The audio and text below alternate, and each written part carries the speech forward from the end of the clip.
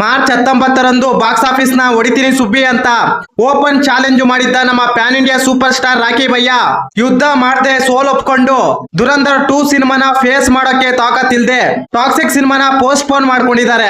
ಇಷ್ಟಕ್ಕೂ ಈ ಸಿನಿಮಾನ ಪೋಸ್ಟ್ ಪೋನ್ ಮಾಡೋದಕ್ಕೆ ಕಾರಣ ಏನಪ್ಪಾ ಅಂದ್ರೆ, ಒಂದು ವೇಳೆ ದುರಂಧರ್ 2 ಎದುರು ಟಾಕ್ಸಿಕ್ ಸಿನಿಮಾ ರಿಲೀಸ್ ಆದ್ರೆ ಪಕ್ಕ ಹೊಗೆ ಹಾಕ್ಸ್ಕೊಳ್ಳುತ್ತೆ ಎಂಬ ಭಯದಲ್ಲಿ 3 ತಿಂಗಳು ಮುಂದಕ್ಕೆ ಎತ್ತಂಗಡಿ ಮಾಡ್ಕೊಂಡಿದ್ದಾರೆ ಟಾಕ್ಸಿಕ್ ಸಿನಿಮಾನ. ಇವರ ಪರಿಸ್ಥಿತಿ ಯಾವ ರೀತಿ ಇದೆ ಅಂದ್ರೆ, ಯಾರೋ ತಾಳಿ ಕಟ್ಟಿದ್ರೆ ಇನ್ಯಾರೋ ಫಸ್ಟ್ ನೈಟ್ ಮಾಡ್ಕೊಂಡ್ರಂತೆ.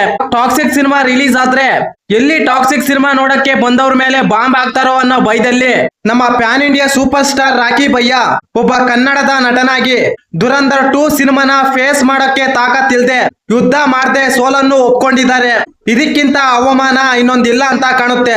ಪದೇ ಪದೇ ಟಾಕ್ಸಿಕ್ ಸಿನಿಮಾನ ಪೋಸ್ಟ್ ಪೋನ್ ಮಾಡಕ್ಕೆ ಕಾರಣ ಏನಪ್ಪಾ ಅಂದ್ರೆ, ಈ ಸಿನಿಮಾಗೆ 600 ಕೋಟಿ ಬಂಡವಾಳ ಹಾಕಿದ್ದಾರೆ.